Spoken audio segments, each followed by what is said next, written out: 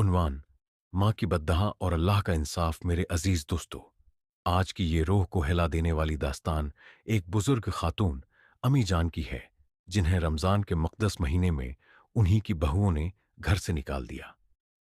جلتے سورج کے نیچے تپتی زمین پر وہ بے حال، بے سہارا اور نڈھال پڑی تھیں۔ بھوک اور پیاس نے جسم کی ساری طاقت نچوڑ لی تھی۔ آنکھوں کے آگے اندھیرا چھا گیا تھا اور لو کے تھپیڑوں نے جسم کو بے حس کر دیا تھا۔ کوئی بھی ان کا حال پوچھنے والا نہ تھا۔ کانپتے ہونٹوں سے بس ایک سسکی نکلی: یا اللہ، مجھ سے اب اور نہیں چلا جاتا۔ ان کے جسم کی ہر ہڈی جواب دے چکی تھی۔ آنکھوں سے آنسو بہہ رہے تھے، مگر پسینے سے بھیگا ہوا چہرہ اور خشک ہونٹ اس بات کی گواہی دے رہے تھے کہ ان کے صبر کی انتہا ہو چکی تھی۔ گاؤں کے بیچوں بیچ ایک بڑی سی حویلی تھی، جہاں امی جان اپنے چھبیٹوں کے ساتھ رہتی تھیں۔ ان کا اصل نام حلیمہ بی بی تھا، مگر پورا گاؤں انہیں امی جان کہہ کر پکارتا تھا، کیونکہ وہ ہر کسی کے لیے ماں جیسی تھیں۔ ان کا دل سمندر کی طرح وسیع تھا، ہر کسی کے لیے محبت اور شفقت بھرا۔ اگر کسی کے گھر جھگڑا ہوتا تو وہ اپنی دانشمندی سے صلح کرا دیتے۔ اگر کوئی بھوکا ہوتا تو وہ اپنے حصے کی روٹی دے دیتے۔ گاؤں کی عورتیں کہا کرتی تھیں: امی جان کا دل دریا جیسا ہے۔ ان کے چھبیٹے تھے: صادق، ایان، نعمان، ریحان، فیروز اور اسد۔ امی جان نے اپنی پوری زندگی ان کی پرورش میں لگا دی تھی۔ خود بھوکی رہ جاتے، مگر اپنے بچوں کو کسی چیز کی کمی محسوس نہ ہونے دیتے۔ جب وقت گزرا اور بیٹے جوان ہو گئے تو گھر میں بہوؤں کی آمد ہوئی۔ امی جان نے اپنی حیثیت سے بڑھ کر اپنے بیٹوں کی شادیاں کیں تاکہ گھر میں برکت اور خوشیاں آئیں۔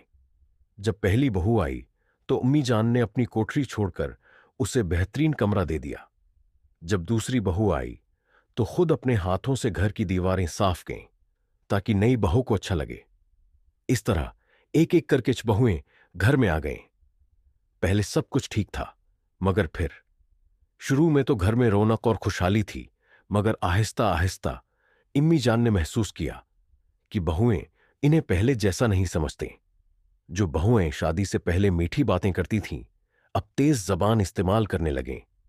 اگر امی جان کچھ کہتے تو بہویں طنزیہ جواب دیتے: اب ہم بھی اس گھر کی مالک ہیں، ہر چیز آپ کے حساب سے تھوڑی چلے گی۔ امی جان کو لگا کہ یہ سب معمولی نوک جھونک ہے، مگر وہ نہیں جانتی تھیں کہ یہ چھوٹے چھوٹے تانے ایک دن ظلم کی شکل اختیار کر لیں گے۔ امی جان کی زندگی ایک عذاب بن گئی۔ اب گھر کا ماحول بدلنے لگا تھا۔ پہلے جہاں ان کے کھانے پینے کا پورا خیال رکھا جاتا تھا، اب انہیں وقت پر کھانا بھی نہ ملتا۔ پہلے بہویں ادب سے پیش آتی تھیں، اب ہیں کوئی سیدھے منابات تک نہیں کرتا تھا۔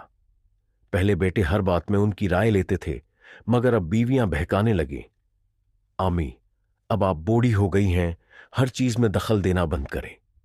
پھر ایک دن امی جان کو تیز بخار ہو گیا۔ کمزوری کے باعث وہ اٹھ بھی نہیں پا رہی تھیں۔ انہوں نے اپنی چھوٹی بہو سے کہا: بیٹی، ذرا پانی دے دو، بہت پیاس لگی ہے۔ مگر بہو جھنجھلا کر بولی: سارا دن کام کر کر کے میری کمر ٹوٹ گئی ہے اور آپ کو بس حکم چلانے کی پڑی ہے۔ تیسری بہو نے تو حد ہی کر دی: آمی جان، اب اپنی آخری عمر میں آرام کیجیے، ہم سے گھر کے کام کی امید نہ رکھیے۔ جب بیٹے گھر لوٹے تو بہوؤں نے بات کو معمولی بنا کر پیش کیا: ارے، یہ تو بس ہلکا سا بخار ہے، بڑھاپے میں تو ایسا ہوتا ہی رہتا ہے۔ کسی نے امی جان کا حال تک نہ پوچھا۔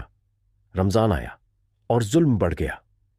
کئی دنوں کی تکلیف کے بعد جب امی جان کی طبیعت سنبھلی تو رمضان کا مبارک مہینہ شروع ہو چکا تھا۔ وہ ہمیشہ سے رمضان کا بے صبری سے انتظار کرتی تھیں۔ جیسے ہی پہلی رمضان کا چاند نظر آیا، انہوں نے اللہ کا شکر ادا کیا اور روزہ رکھنے کی تیاری میں لگ گئیں۔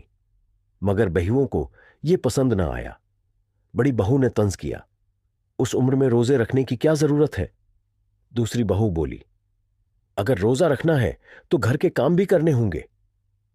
انہوں نے امی جان کو تنگ کرنے کے لیے کھانے میں نمک زیادہ کر دیا۔ کبھی سحری کا کھانا وقت پر نہ دیتے تو کبھی چھپا دیتے۔ جب وہ عبادت کے لیے بیٹھتے تو بہویں جان بوجھ کر انہیں پریشان کرتیں۔ ایک دن افطار کے بعد امی جان بہت کمزوری محسوس کر رہی تھیں۔ انہوں نے پانی مانگا تو چھوٹی بہو نے زہریلے لہجے میں کہا: अगर रोजा रखने का इतना ही शौक है तो सहने की भी आदत डालें। अल्लाह की लाठी बेआवाज है। एक दिन बड़ी बहू गुस्से में आई और उम्मी जान को जबरदस्ती किचन में काम करने पर मजबूर किया। गर्मी और कमजोरी के बास अम्मी जान का जिस्म नढाल हो चुका था। अचानक उनके कदम लड़खड़ाए और वो बेहोश होकर गिर पड़े, मगर बड़ी बहू पर कोई असर न हुआ। वो चीखी, ये ड्रामा मेरे सामने मत कीजिए, उठें और काम करें। जब अम्मी जान हिल भी न सकें तो बड़ी बहू ने बेदर्दी से उन्हें घसीटकर घर से बाहर फेंक दिया। मगर अगले ही लम्हे बड़ी बहू किचन में वापस गई तो उसका पांव फसला और वो सीधा अबलते हुए गर्म तेल के बर्तन में जा गिरी।